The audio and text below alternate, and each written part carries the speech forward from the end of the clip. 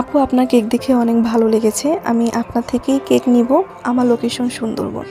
এত সুন্দর করে বলার পরও কি কাউকে না করা যায় বলেন? কিন্তু আমাদের কিছুই করার ছিল না। আপুকে না করে দিতে হয়েছে। কারণ আমরা শুধুমাত্র ঢাকার মধ্যেই ডেলিভারি করতে পারবো। কেক অনেক সেনসিটিভ একটা জিনিস, আর এটাকে সেফলি ডেলিভারি করাও কিন্তু অনেক কঠিন একটা ব্যাপার। আমরা ঢাকার বাহিরে কোনোভাবেই ডেলিভারি করতে পারবো না। আর সেজন্য কিন্তু সবার আগে আমরা আপনাদের লোকেশনটা জিজ্ঞাসা করে থাকি।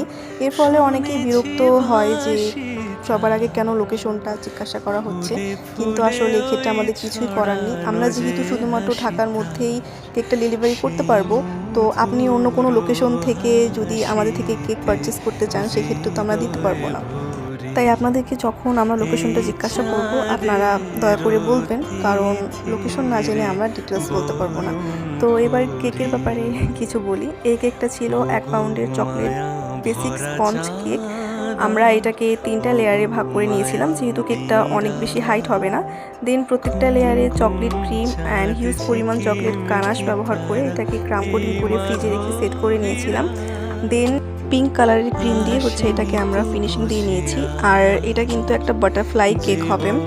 তো আমি অফ স্ক্রিনে ওয়েভি ডিজাইনটা করে নিয়েছিলাম। অ্যান্ড দেন নন এডিবল বাটারফ্লাইগুলো সেট করে নিব। এগুলো কিন্তু খাওয়া যাবে না। আর তারপরে সুগার বোর্ডগুলো দিয়ে এটা একদম কেকটা কমপ্লিট করে নিচ্ছিলাম।